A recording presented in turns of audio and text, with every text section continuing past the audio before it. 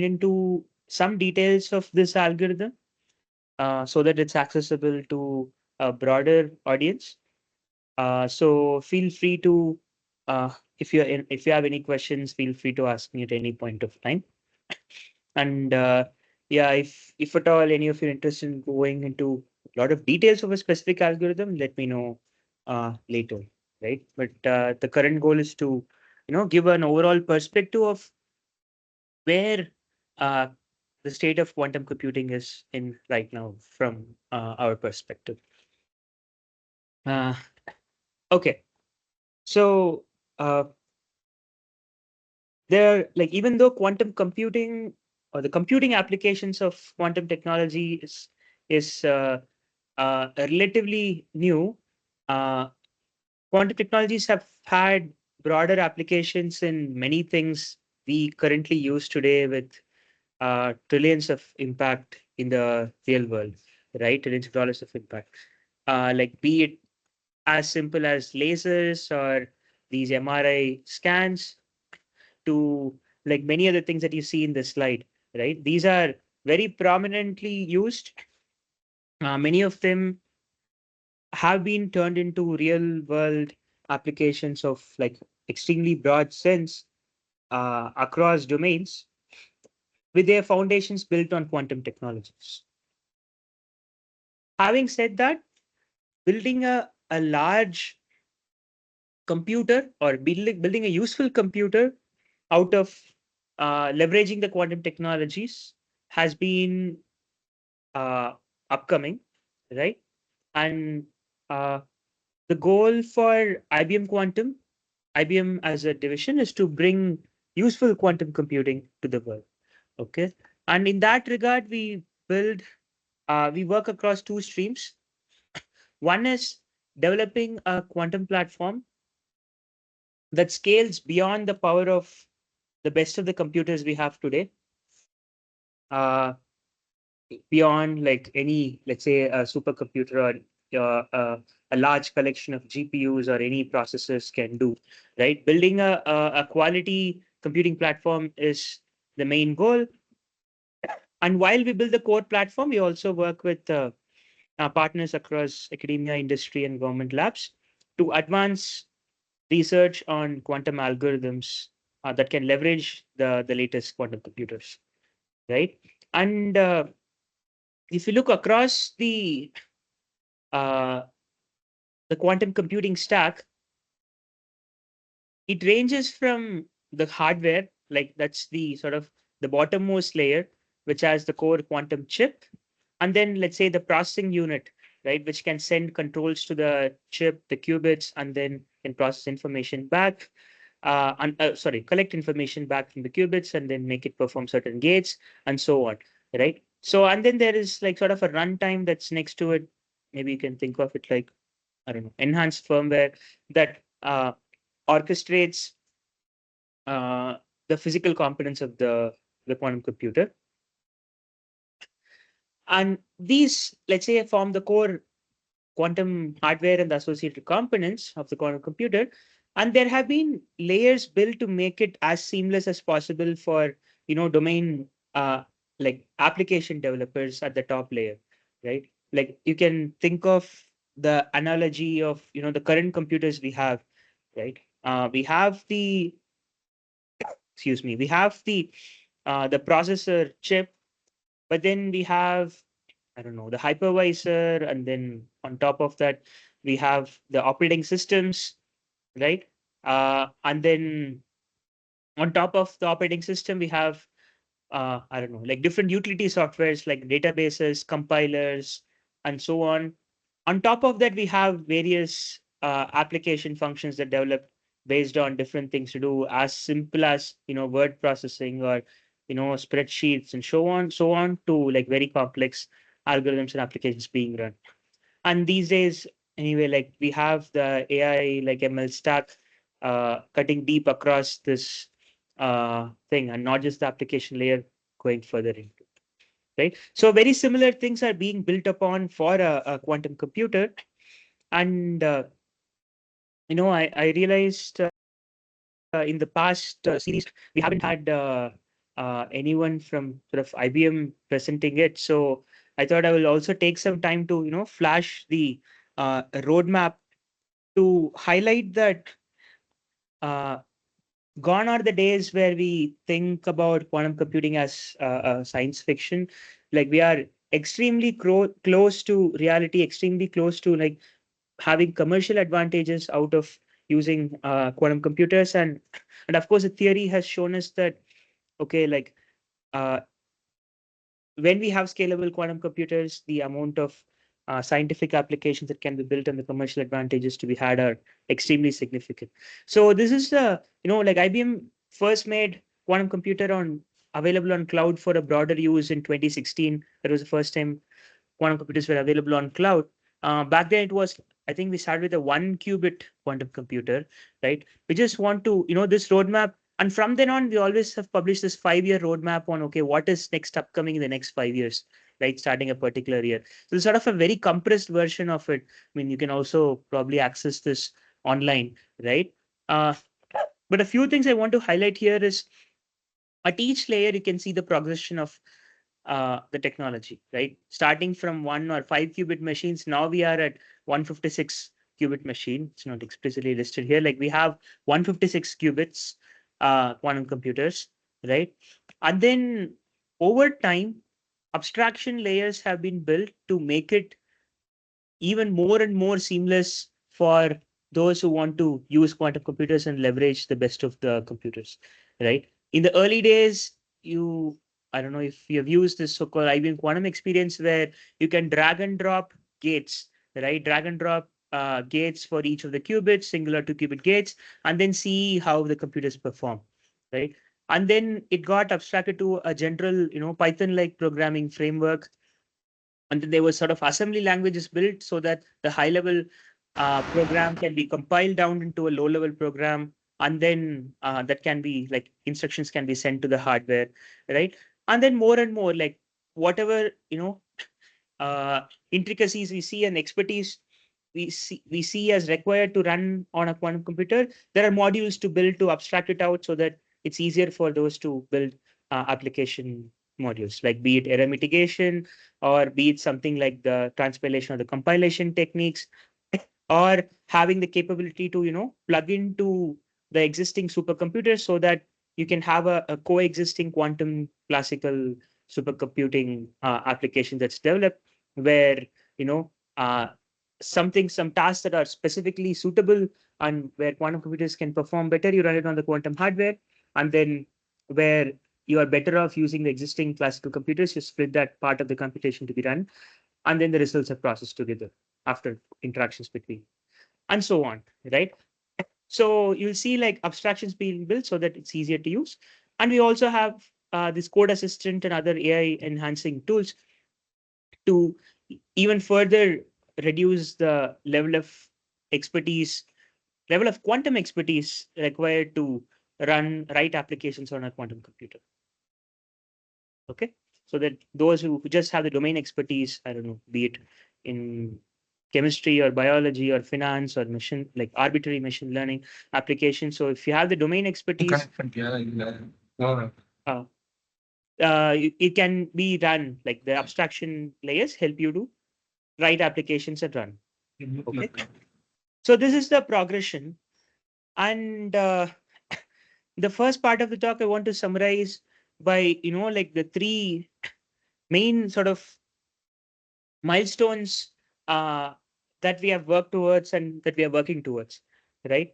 2 years ago, uh, there is this level of maturity we reached, quote unquote, called quantum utility, where uh, it's shown that an arbitrary quantum circuit is always better to be run on a quantum hardware, and it's going to be faster than simulating that same circuit on a classical hardware, however large that circuit is, right? So you run a specific quantum circuit, and that's always best to be run in a quantum hardware rather than a classical simulator. Uh, that doesn't directly talk about the commercial advantages of running that circuit. It just says that, okay, computationally, the quantum computers have reached the maturity that the current quantum computers at that time could run that particular, quantum circuit faster than any classical computer. The goal for next year is to demonstrate quantum advantage, where for a real world application, it will be commercially beneficial to to leverage a quantum computer, okay, to solve that. And that is going to be commercially beneficial compared to not using a quantum computer. Okay. And like you can see that progression, right? Like in the last slide, just 10 years ago, we were at 1 qubit and we are at 156 qubits right now, right? And 2023, we just reached one milestone, but we're very far from a commercial application. And just 3 years, we believe that we could show, working with the partners, the quantum advantage where commercial benefits come in.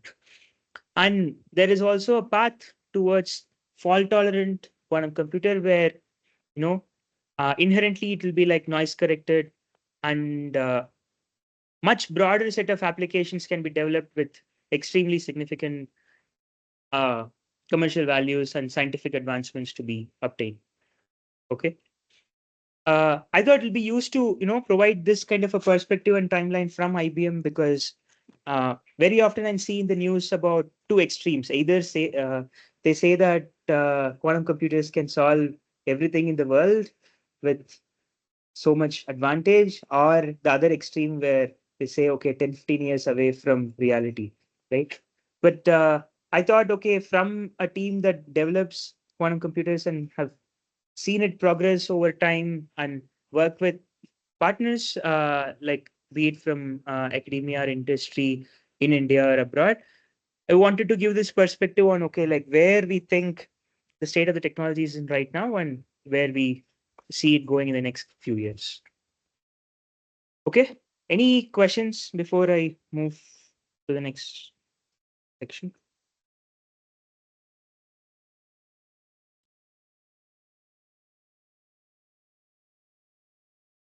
Uh, is there a question? I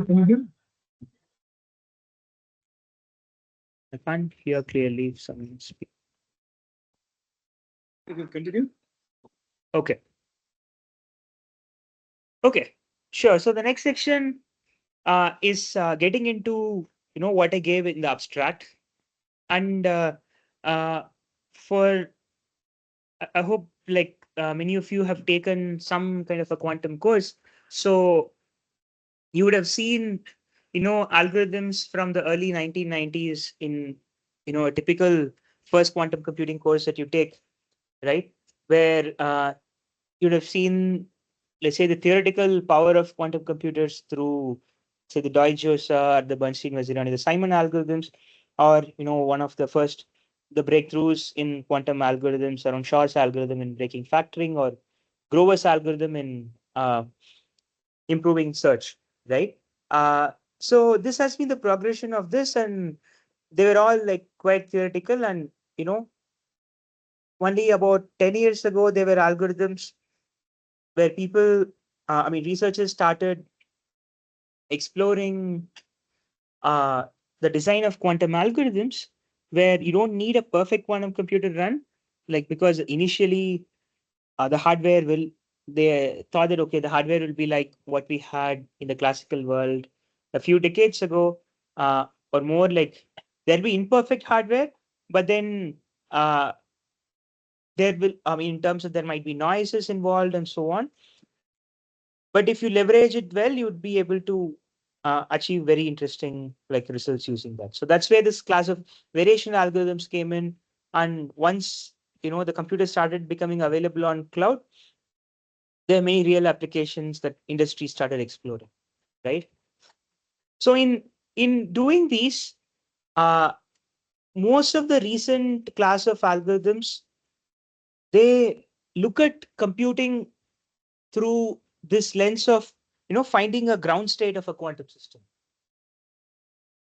So if you have if you, let's say, prepare the qubits in a certain state that represents, uh, like, let's say the technical term is called a Hamiltonian, right? Uh, let's say that represents the let's say the energy of a particular system, right? Quantum computers, we believe, can be made good at finding the ground state of that, okay, or finding the lowest energy state that particular system can reside in, right? The system can be in many states possible, okay, and quantum computers can be programmed to find the minimum energy state or the ground state of the system. And if you look at it in mathematical terms, it's the same as, given a matrix, how do you find the eigenvector corresponding to the minimum eigenvalue of the matrix, right? I believe this is a problem that many of us have seen at various points of time, right? Uh, of course, this is sort of polynomial time if you look at the size of the matrix, but then the representation of a quantum system in a matrix is results in a extremely large matrix that even a polynomial time solution to this is not sufficient, and that's why simulating most of the nature problems is hard in using the current class of computers we have, right? So uh, what I will show. Hmm. Uh, Sorry, is there any question? Okay, maybe not. So Ah, what I'm I okay, what think I'm this going to, yeah, sorry. that lecture is open. I think based on qubit or something. But chemical simulations they told no. I think now only they are coming to that. Okay. Maybe I think someone has muted their mic. Okay, fine. So uh the the what I'm going to talk about is a couple of algorithms, right? Where uh one will talk in terms of, right, finding the grounds of the system. And like I said, it's equivalent to finding the eigenvector corresponding to the minimum eigenvalue given in a matrix, right? And one popular class of algorithms that have been used over the last few years is the so-called variational quantum algorithms. Okay, and if you have used quantum computers, so this results, this variation quantum algorithms, you can run the quantum circuits up to some hundreds or thousands of gates, systems with respect to state, and then roughly this is sort of roughly an analog of the quantum analog of neural networks, right? You will see why it's like that. Because let me maybe go through this slide and then come back. So roughly, framework of variational quantum algorithms behave this way, where the first step is encoding the state of uh, molecule, or the state of the system that we want to minimize the energy for. We represent that in, we encode that information in qubits. Okay, that is the first step, and then that's called, let's say, the reference preparation. And the next thing that is done is finding the an approximate guess of where the minimum energy could be, right? So we come up with a parameterized set of gates, okay, uh, which within which we assume that the ground state will lie. Okay, and what we'll do is, okay, we initiate those parameters with like some random set of values to start with, and then we iteratively optimize these parameters based on the iterations of values that we get till we reach sort of like the ground state. Okay, so maybe like saying it in sort of saying the same things, maybe listing it in words. The input here is sort of the training data. It could be, the representation of a molecule, right? The first step is prepare the input or reference state where the information about the molecule is encoded. And the second step is, let's say, the so-called, the term is called the ansatz, where we come up with a parameterized set of gates, okay, or let's say matrices if you look at it in a purely mathematical manner. So you have some parameterized terms, you have set of parameters, and that will define your sort of search space. And then our goal going forward will be to sample from these parameters and then update to optimize for this. Okay. And we do that by evaluating a cost function where typically uh, that is where this is what is going to compute based on our current estimation of these parameters. What is the current energy of the system, let's say, okay, if we are looking at a molecular term, and we evaluate this cost function, and then we do a classical optimization to optimize for these parameters, and then sort of iterate these steps 3 4 y till we reach the minimal state. Okay? So that is what I have sort of in this diagram.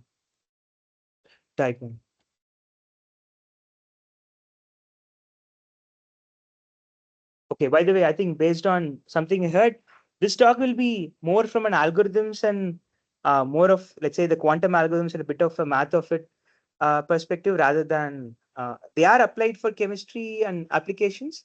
But this is the most of this talk will just be around, defining uh, the com- the algorithms steps of it and leading to that, rather than any of the chemistry aspects here. So it will be more mathematical and algorithms in nature. Okay, so this was called the variational quantum algorithms.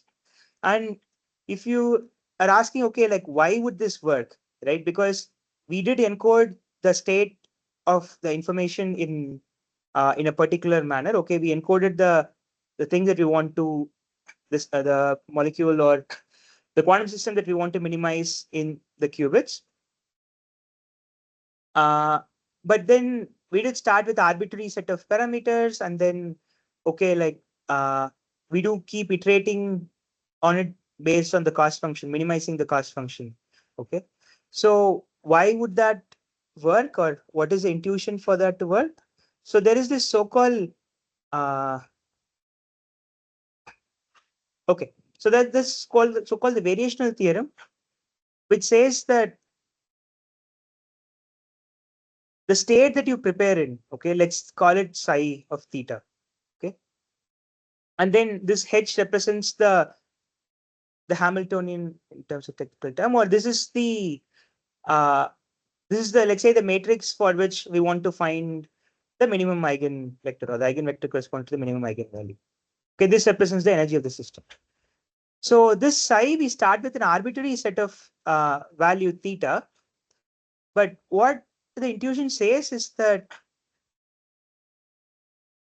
irrespective of which value of theta that you take, you're not going to go below the minimum energy of the system.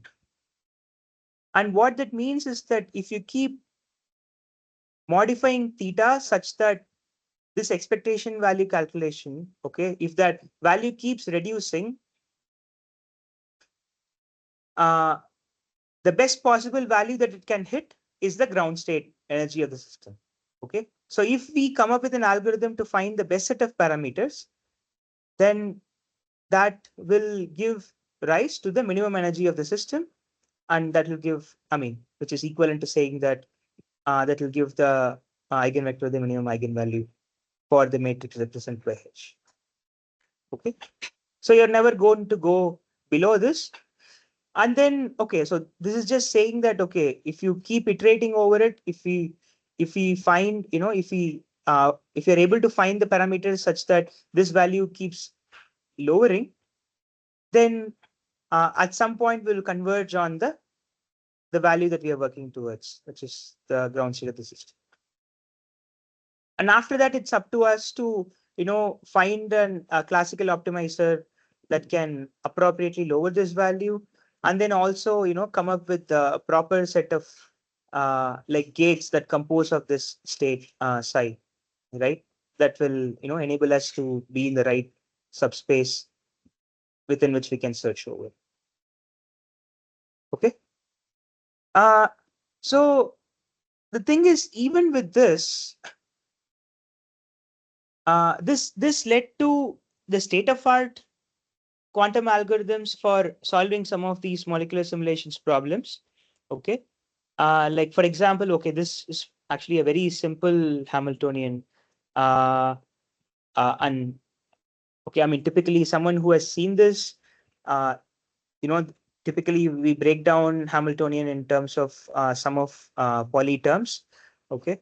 And I mean, we use this so-called Jordan-Wigner mapping or Bravik-Kitaev mapping, whatever it takes to, convert a typical a standard formulation of molecular structure into this mathematical form from which we can, build quantum gates. We can implement them into a gate-based quantum computer, right? So this is sort of the starting point. But even otherwise, if you just let's say algorithmically following this class of variational algorithms, uh, for like okay, I mean this is sort of the one way of summarizing the previous diagram that I said, right? You start with qubits, you run a particular circuit on a quantum computer, you do a measurement of it to calculate the expectation value of the computation we ran with respect to uh, you know some state, okay, and this expectation value is fed to a classical optimizer which will give an updated set of parameters, and we keep iterating over it till we find a sort of a plateau of the lowest value, right? And what we noticed is that for a Hamiltonian as simple as this, right, which just contains four terms, and then if we ran it on one of our computers from 2 years ago, it took about more than 1 hour to just compute for a Hamiltonian as simple as this with just let's say four poly terms. And then if you want to simulate a molecule uh, even with a medium size as Fe4S4, right? It's not a huge molecule, but then let's say if you want to simulate for this molecule, we would need about 72 qubits, okay, with a certain basis set. 72 qubits, okay, we have. Then what we realized is we would need about 6.7 million poly operators. Sort of here we have four terms. So if you want to exactly simulate this till chemical position, which is roughly about 10 to the minus 10 for this. So we need about 6.7 million poly operators. And, extrapolating the previous calculation, it seemed like we would need about 3 million years to find the ground state for even a molecule as like sort of a medium sized molecule as Fe4S4. Okay. So there was a need for coming up with better quantum algorithms to do this. Okay. And that is where, there was this uh, a realization that came up 2 years ago, which said that, okay, you don't need to run the end to end problem on a quantum computer. There are certain steps that are very good uh, to be run on quantum computers. They are like much better in doing it. And maybe rest of the steps we might better use the classical computers, right? I mean, even variational algorithms had a similar thought, but they probably ran a bit too much on a quantum computer than necessary, right? So the thought here with this sampling based algorithms is that we would still start with the parameterized ground state that I said, so called an ansatz, let's say. Uh, and then I will give you a sequence of steps where they did not run the rest of all the steps on a quantum computer, but there are some, you know, samples, high quality samples that are generated from the quantum computer, and those samples are processed by accompanying supercomputers so that the ground state of a system or the eigenvector corresponding to the minimum eigenvalue can be found much more efficiently. Okay. So this is something we call as sample-based quantum diagonalization. And okay, the next few slides are a summary of the joint work between the Riken Supercomputing Center in Japan and the IBM Quantum team. Okay, so like I said, we will try to find the eigenvector corresponding to the minimum eigenvalue of an extremely large matrix, uh, a matrix which even sort of represents Fe4S4 style molecule. Okay, so just some intuition before going into the algorithm flow is if we, let's say, uh, we have this full Hilbert space, right? I mean, this I'm representing to a circle, but it's actually a multidimensional a space which contains, I don't know, millions or trillions of possible states, even for a decent sized matrix, right? And usually the vectors corresponding to the ground state will be like one small component of that, right? I mean, it won't even be like this prominent, but let's say for the uh, sort of the purpose of intuition, if we have the full Hilbert space, there will be a very small part of it which will sort of constitute the vectors corresponding to the ground state, right?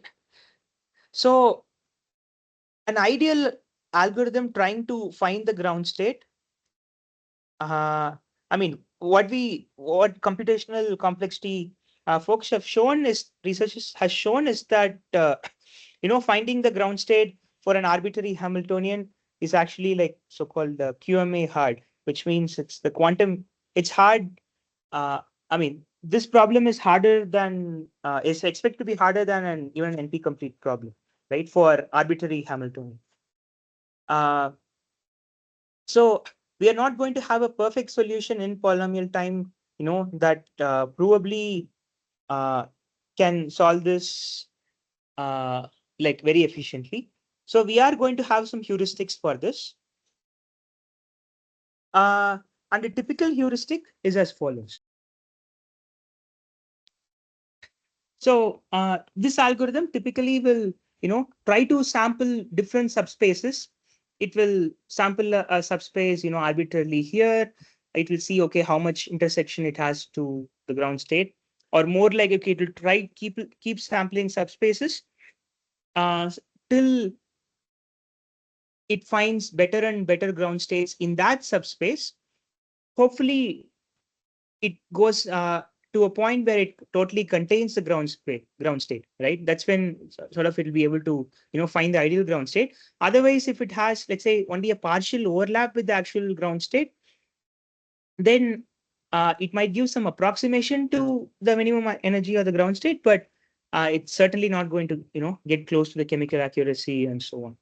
I mean, here in this diagram, subspace is so large, so you might think a standard ML problem will solve it, but actually, like, this is sort of very out of scale. So this is much larger in the subspace. We can start sampling in any efficient computer is much smaller, so it's actually much more complex to do this.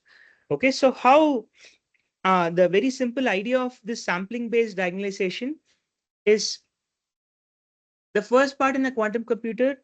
Uh, is just about preparing a very good subspace to start with, okay, based on the domain intuition. Okay, let's say if you're solving for chemistry, you take the subspace based on that. I'll give some instantiations a bit later, and then you use a quantum computer to generate samples from that subspace. This what we have realized is quantum computers, when we evaluated the quality of this sampling uh, by a quantum computer versus otherwise, we have realized that okay, like quantum computers can do with much better quality. And once this subspace is obtained, it's given to a classical computer to do this matrix diagonalization on this much smaller subspace, rather than doing it on a much the entire space. Okay. And of course, like once we diagonalize, we obtain the eigenvector and values. And okay, so this sort of is the high level summary of the SQD algorithm. When in more level of detail, right? So the first step, like I said, this sort of is the quantum part of the circuit, where a quantum part of the algorithm, where we prepare uh, an unsat state that from our knowledge of the problem statement, we prepare an appropriate ansatz with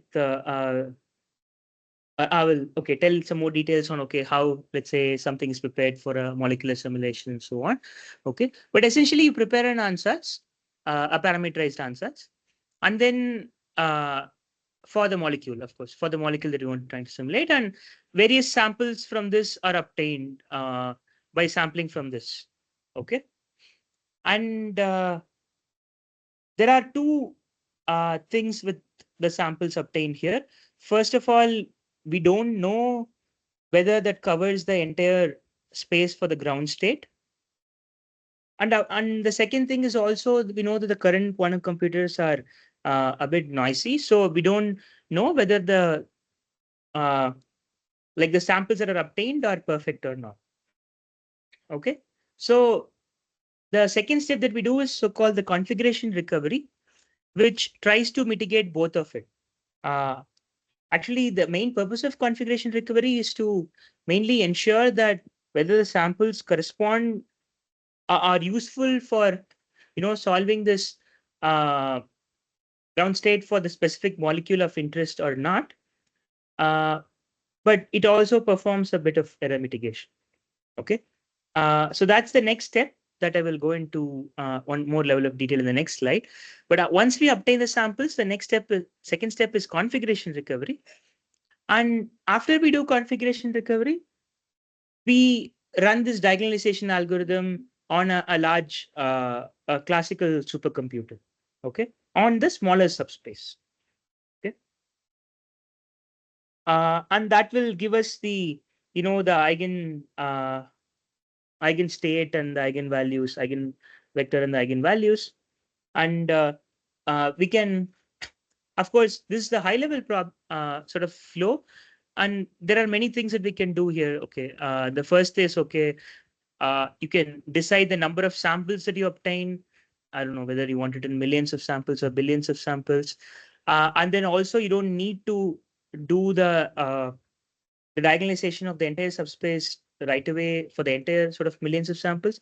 You can have further, like batches of these samples, and then uh, you try to compute do the diagonalization for like each of the batches independently on different cores of the supercomputers, or you can try to parallel process it, and then based on the values obtained from the batches, we can be better at uh, like finding better batches of these subsamples, or can even go back to obtaining better quality samples from the quantum computer and so on. So somewhat analogous to how we do a neural network training, right? Like about how do we batch the training data, and how do we get smarter at batching and training and adapting parameters. So that's strategies like that can be also be obtained. Used here to better use the classical supercomputers for diagonalization of smaller subspace. Okay, so next I'll just briefly cover what this configuration recovery means, right? So like I said, the first step, the goal of this configuration recovery step is you obtain a large number of quality samples from a quantum computer. But there are two issues, like I said before. First is some of the samples, due to noise or due to us not choosing a proper subspace, they might not have the correct configuration. Okay. Uh, oops. So, okay, so this is one example. Let's say, uh, we know that the ground truth is has two eigen sorry, the minimum, the eigenvector corresponding to the minimum eigenvalue has non-zero terms for two vectors. Let's say double one double zero and 0 0 1 1, right? This is, I'm assuming here that this is the case, but there are also possibilities.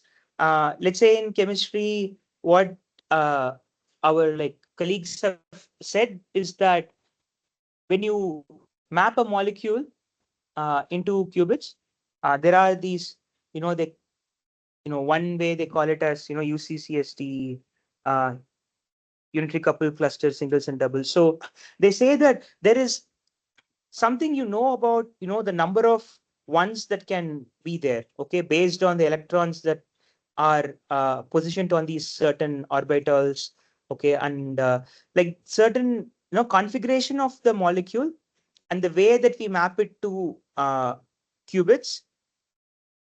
There are certain rules on the number of ones appearing in each bit string sample, and there are also rules about the number of ones that can appear in certain subset of these bits. Okay, so that will give us all possible. I mean, if we obtain a bit string, we will know the validity of the bit string to some extent based on how we have encoded that molecular configuration into qubits. Okay. Uh, so that will, in a large scale experiment, that is what has been used to filter out a lot of erroneous samples. But let's look at a extremely simplified scenario where we know that let's say we expect the the actual ground truth to have uh, let's say double one and double zero or double zero and double one. Okay, which means let's say we need two ones either in the first two qubits or in the last two qubits. Okay, let's say we sort of know that. In that case, we would know that when we obtain these, or at least we know that the number of ones in this any bit string has to be two. Okay, the Hamming weight of any bit string that we obtain has to be two. Okay, so when we obtain, let's say we use this sampler, the quantum sampling routine, and let's say we obtain these samples, these arbitrary samples, then we can easily flag that, okay, the first sample is potentially correct, the last sample is potentially, correct. And we know that this is not correct because this has Hamming weight not equals to two. And similarly like this and this. Okay. So this is one way we could have just eliminated these samples and we could have just found the ground state of for the remaining samples. Okay, but then if we do that, we are pretty sure we won't reach the actual ground truth because this does not contain this double one double zero term, or we don't even have a linear combination of any of these two that will lead to this double one double zero term. Okay, so what we do in this so-called configuration recovery is we do the first iteration just with these two bit strings that are not erroneous, that we know of as not erroneous, which is 1001 and 0011. And then we'll compute the ground state of this. That will be, I don't know, some specific bit string. And from that, we will sort of randomly flip uh, the other three bits such that the Hamming weight of the sort of the resulting string is two, is what we want, right? So what we do is, let's say this double one, right? We randomly flip bits in here such that the Hamming weight of this is two, and similarly we do it for each of the samples. Okay, so we can sort of uh, it's not uniformly random that we flip, but there is a certain strategy that we can come up with so that we can flip it with certain probability, uh, such that all the resulting strings have Hamming weight too. And in this string, okay, in this particular simplified example, the way we flipped it, we also, flipped it in such a way this 1000 got flipped to double one double zero, and then okay, that led, if someone was computing the minimum state for this particular thing, it will result in double one double zero plus double zero double one. So that's the actual ground truth. But then even in a a very complicated scenario, uh when we encode, I don't know if we have a slide for that. No, not really. But still, okay. Even in a complicated scenario, what we could do is to, okay, like we have, let's say we run a 100 qubit experiment. So that will result in a 100 bit string. And let's say we encode a molecule like Fe4S4, right? based on the structure of the configuration of the electronic configuration of the molecule, we know that okay, certain orbitals are occupied and certain are not occupied, and based on the different values and the way we encode, we have these rules, and we can for let's say some sample bit strings that do not conform to that, we can flip those such that okay, at least we know that it's one valid configuration that we use, and then we can give these sample substrings to the classical supercomputer of that smaller subspace, and that can find the minimum energy configuration among that the valid samples that we have obtained. Okay? So that is sort of the configuration recovery is useful, and for those who have worked on chemistry, computational chemistry problems before, and especially those who have looked at some quantum chemistry, uh, if you have excuse me, if you've used variational algorithms, then one set of sort of the parameterized state or so-called the answers that we can start with in near-term computers, there is often this so-called hardware efficient ansatz that minimizes the number of 2-qubit gates and certain structure to it. Okay, that they feel will be a good approximation of the subspace research, right? So that was has been used in most of variational algorithms used for quantum chemistry applications. In the ideal world, there is this so-called full configuration interaction, uh, and there can be ansatz prepared based on that, right?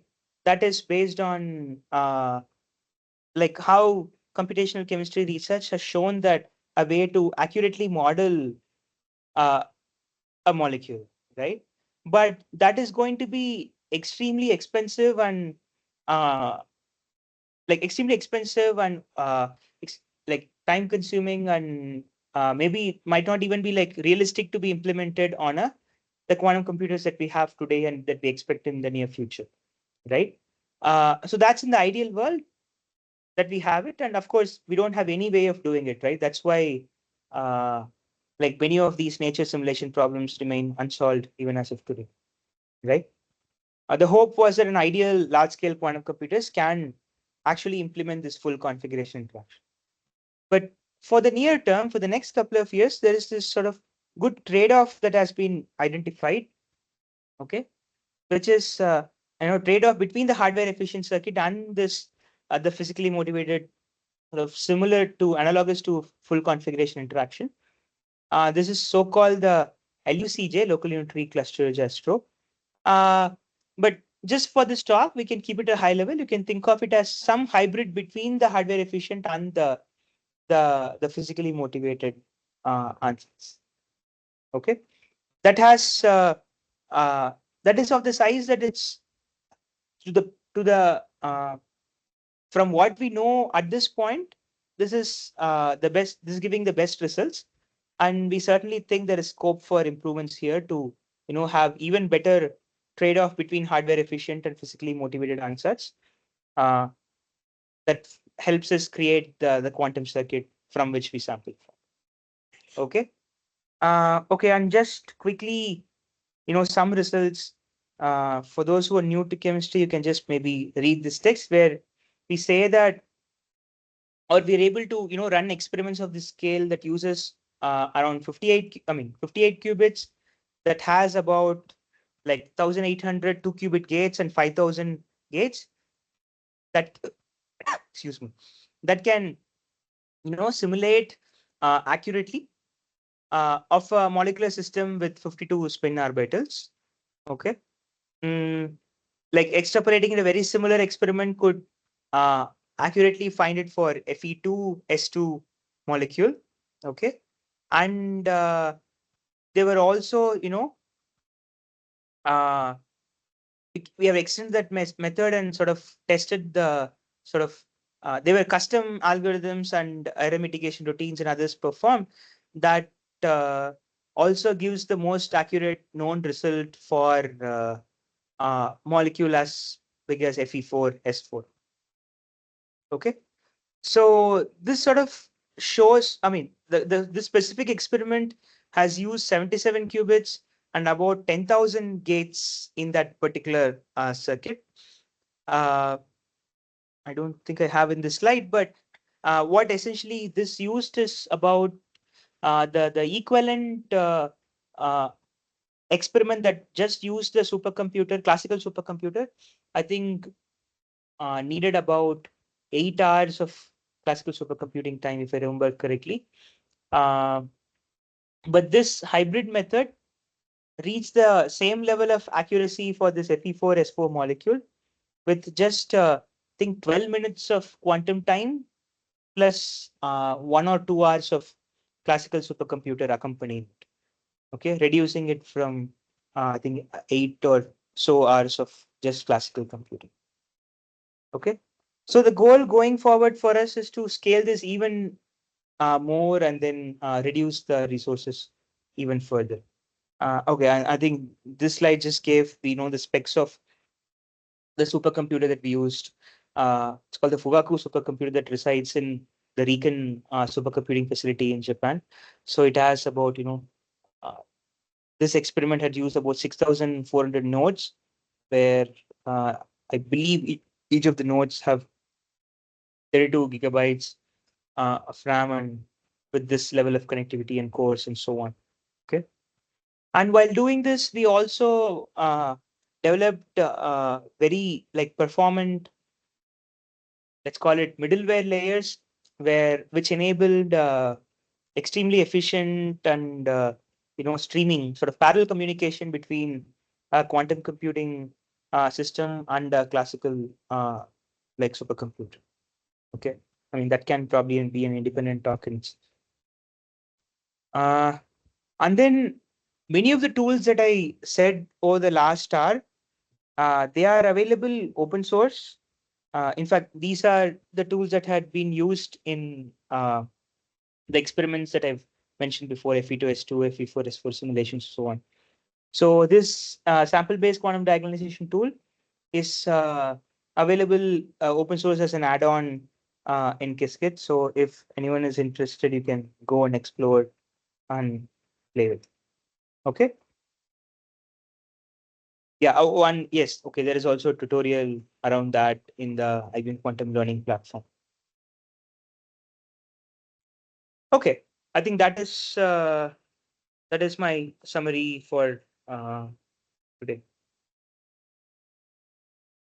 Any any questions? Comments? Yeah, very nice talk. Vinayagar, maybe open for the questions. Yeah, good afternoon, sir. Yeah. Good afternoon. Yeah, this is Dr. Sridevi. So I have few fundamental queries that I need to clarify. Okay. So we understand that Hadamard gate, CNOT gate together puts a state in superposition and entanglement. My query is CNOT works with 2 bits and Hadamard works, with a single bit. CNOT cannot be applied to put it in an entanglement. Is that statement correct? I mean, entanglement fundamentally is between two qubits. So yes, so you need two qubits to like create an entanglement. I mean, the term itself makes sense that for two qubits. Okay. So in that case, with single qubit, we can't go for any entanglement. In that case, how is this property of entanglement comes in single bit? So we can say that with 1 bit, then entanglement is not possible. Only with 2 bits, it's possible then. Because I could see many of the circuits where I could see Hadamard gate. After that, entanglement CNOT gate is also applied together. So how will we know that? Yes, but then sometimes Hadamard alone is being applied. Or what kind of scenarios requires an entanglement? Or can we build circuits without entanglement also, as Hadamard itself puts it in superposition? So these are some fundamental queries. Thank you. I would say it depends on the task that you want to do, right? Uh, for the computation that you want to do, if you require superposition and entanglement, I think that is where uh, that is what decides it, right? Because uh, I don't think there is a generic answer here. But typically, the reason you would want to use a quantum computer is to uh, do something interesting, leveraging these properties that you cannot simulate in a classical computer, right? So you'd certainly Understood. use thousands Yeah. of all these gates or 10,000s of these gates. Uh-huh. But Yeah, when I but go for building a simple answers or a VQC, I'm yeah. not getting the basic thumb rule. When should I use the CNODs and when should I use this particular gates? I understand superposition is being achieved through this Hadamard, and the basic idea of superposition or entanglement through the gates working we understand. But how will we Mhm. know that when to use which gates to build a circuit?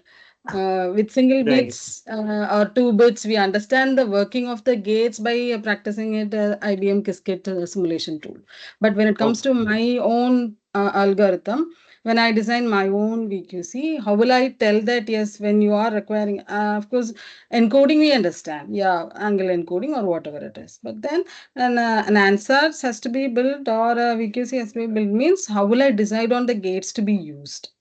So, Okay. or how will I Okay. understand when to use Hadamard? Because I understand most of the gates as circuits are starting with the Hadamard and ending with the Hadamard. So can I go without a Hadamard? So like that, these are some points. So in the circuit building, so for any problem that for my choice to build a circuit, I mean a classifier or because I basically computer science professor, so we focus on quantum machine learning circuit building. So in that case, yeah, if you could throw light Okay. on Good that. the choice of the gates. Yeah, thank you. Okay, good that you mentioned VQC. I didn't realize you were asking from that perspective. Okay, so for a variation algorithm like that, and especially if you're, let's say, not doing a chemistry simulation, where because in chemistry the ansatz are somewhat defined by the domain uh, requirements. Okay, but in, let's say, in ML or even in some types of optimization, there is no uh, specification that a particular ansatz is correct or not. Okay. And after that, I would say each ansatz is, it's about different heuristics that we apply, right? Uh, the question that you're asking is very similar to let's say analogous to classical machine learning is that, okay, what should be my hyperparameters for a neural network, right? Like how many layers to obtain, okay, which things to so I don't know which activation function to use, what's the size of uh going to be each layer and so on. So that's it. It's a very analogous question to be asked for uh an ansatz design for a QML algorithm, because there is no define theory about this ansatz will do well for this task and so on. Okay. So it's So purely there are experimental. specific ansatz. Yeah, these are different heuristics to try. Of course, okay, like there are things like you might have seen efficient SU2 and so on. These specific ansatz, we have seen that give good results, but there is no, nothing fundamental that says that, okay, this ansatz will work good for this application and so on. Okay, I think it's always good to start with a particular ansatz and then keep fine tuning it. I mean, of course, during the variational algorithm, you will tune the parameters of the ansatz, but it will also be good to vary the ansatz to see uh, try different types, very like types of try different types of ansatz which are very far from each other to see how it performs, and then try to think about some hybrid ansatz combining these gates to see if it improves over the individual ones or so on. I think that is how typically we uh, do these. And like I said, it's very analogous to hyperparameter optimization in neural networks, right? Where there is no specific theory about it. Okay. Yeah. If you want starting points, of course, you have these efficient SU2 and so on. And okay, so if you also, you asked your question, the question you started with is about, okay, like how do we decide between Hadamard's and I don't know, when to apply CNOTs or other gates that we have, right? Uh, there, the very, very high level intuition is if you apply an entanglement between two qubits, then there is a higher possibility that the model that we train will learn some correlation between the information that you encode on those two qubits.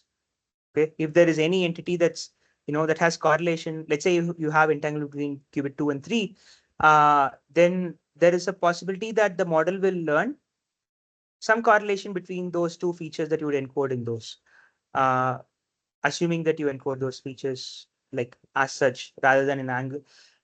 Yeah, I mean, encoding strategies also will matter, but let's say for simple encoding that will happen, right? That way, theoretically, you could have entanglements between each possible qubit, but then that will also increase the noise. So that's a trade-off to be taken between, like, how much correlation that we want to induce between all of them, versus the amount of noise that we can, uh, yeah, like handle in the quantum stuff. Got it, sir. Got it. Thank you. Thank you. Question?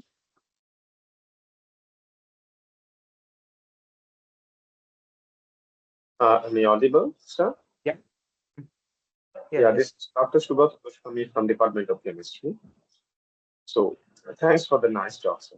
So my query is that this quantum computing is, can it take to higher accuracy, or just it's making something doable, which is not possible in classical computers?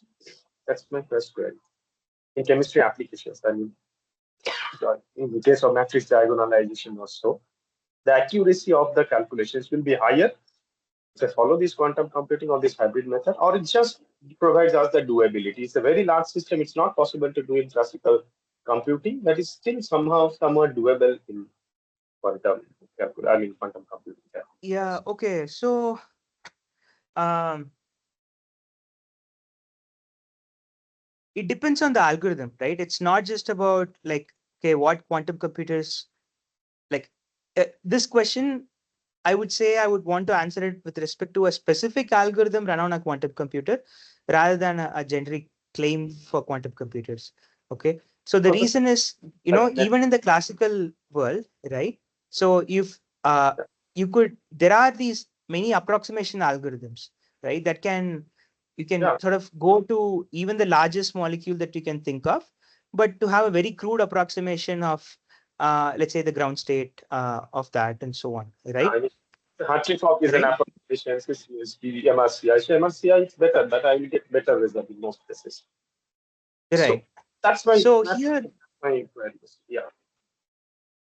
okay. So the way that we have seen the goals for all these quantum exploration has been to reach quantum chemical accuracy. Okay. So we always try to reach chemical accuracy, and how quickly we can do that, compared to the best algorithm that we have on, just using classical computers. Okay. So that is the goal we work towards. So in that case, it's about, let's say, a faster way to reach chemical accuracy for different molecules. And currently we have it, let's say, at a scale similar to Fe4S4. And we are trying to find, like, of course, there is larger and larger quantum computers to be built, but we are also optimizing the quantum algorithm so that they can they solve this for even larger molecules up to chemical accuracy. So Fe4, S4 is the largest molecule you have studied so far by this algorithm, right? Yes. Yeah, I mean, at least for by this paper, but we are almost in that regime. There are slightly different molecules that have been studied in different papers, but yeah, around that scale, up to chemical accuracy. Yeah, and you are starting. I mean, you are starting from the matrix diagonalization part, right? So this matrix diagonalization prior, you need to have a Hamiltonian, which is a matrix. So Yeah, now, please tell in this Hamiltonian preparation, this quantum computing is being applied. I mean, that is one of the most important parts in the quantum chemistry. So, correct. right. So that part, maybe I will just refer you to that. So of course, we don't prepare the entire Hamiltonian, and that's where the ansatz that I mentioned all they come together, right? So we have like once we prepare that ansatz, we use it for getting samples, okay, of subspace, and on just on that subspace we obtain the Hamiltonian. The diagonalization. Right? We don't try to diagonalize the entire Hamiltonian. We try to So you don't prepare the Hamiltonian. You don't solve me. Just this you. particular algorithm, right? If you were using, let's say, the variational like VQE based algorithms, then back then it was about like representing the entire Hamiltonian, let's say, as in terms of the polyterms, and then try to find the minimum eigenvalue, right? But with these sampling based methods, we start with a particular ansatz, okay, that encodes some parameters respect to this molecule, and then based on the samples we pick the samples that are relevant to this molecule that we are studying, right? And then that sort of forms the subspace, and that is what we are diagonalizing, and not the entire Hamiltonian, right? So Okay. this particular subspace is what we are diagonalizing. Okay. And one more thing. The last year, Mhm. I have shown a figure, the result. So almost at the end part of your presentation. Mhm. So there was a deviation with your quantum computing result and CCSD result. Mhm. I mean, a qualitative deviation. Uh, I guess you remember that. There's the green color lines for the Let CCSD me quantum was just red or violet colors. So such a one deviation. second share it again. Last Yeah, last or fourth last slide here. this Not that one. previous one. I guess I know previous one. No. Go back. Yeah. Yes, here you see the bottom one. Mm-hmm. I guess the violet one is your quantum, I guess, or the brown, or whatever is there. And the Yeah. CCSD is the sky blue. So there is a qualitative deviation, and one goes straight, another one goes down. But for others are restricted Hatchcock, and all these things are okay. So I mean, this is a little bit surprising. I mean, can you please explain this? Uh okay, so this part is something, it's out of my expertise. I'm not a quantum chemistry expert, but maybe I can Yeah, just forward this paper to you and then you can check, or I will also ask my folks on how they ran these experiments, right? That resulted in CCSD being this off. I think what you're saying is CCSD could perform better for this scale of I a mean, molecule, that is right? qualitative. No, I mean, you see, for others, qualitatively they are fine, but this is it has a qualitative problem. Right. Huh? I'm not- that is- So you I have, think but it's So okay. you think the way that the authors would have run the CCSD experiment might not be optimal, is what you're thinking? Maybe or maybe some. I don't know, but I just wanted to know this because. Uh, Hmm. anyways, anyways. Yeah, this is a Yeah, good thanks. observation. I didn't notice that. I was actually just trying to see, okay, how good quantum was compared to the HCI or the other Right. types. You see that the But top panel, more or less, they are similar. I mean, the qualitative at least, although correct. CCSD is giving some. So it is a pure quantum chemical aspect, but yeah, it's okay. Thank you. Thanks a lot. Huh? For Yeah, that. thanks. Thanks.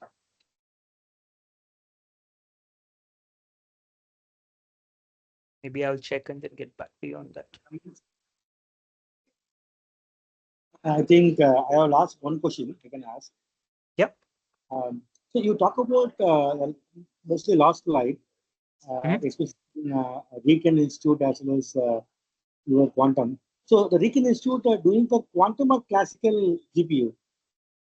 Recon, they have this Fugaku supercomputer, right? I think Okay. it used to be the most powerful supercomputer at some point of time. Now it's probably, I don't know, I think the fifth most powerful supercomputer in the world, at least in the top five, I believe, right? So uh, okay, so it was a collaboration, right? In the sense, the algorithm was co-designed by IBM and the Recon researchers. And we had a quantum computer, so we ran the quantum part of the experiment, and Weekend ran the classical part of the experiment. And of course, there was a large communication channel established before we ran these. Okay. Yeah, I think there is no more question, right? Any more questions? Yeah, I think if there is no question. Thanks, Vinegar, for the talk, and then have a nice day and take care. And Cool. Yeah, thanks. And hope if anyone has follow-up questions here, they can feel free to reach through email. Yeah. thank you. Thank you very much. Okay. Thank you, everyone. Bye. Thank you. Thank you. Bye.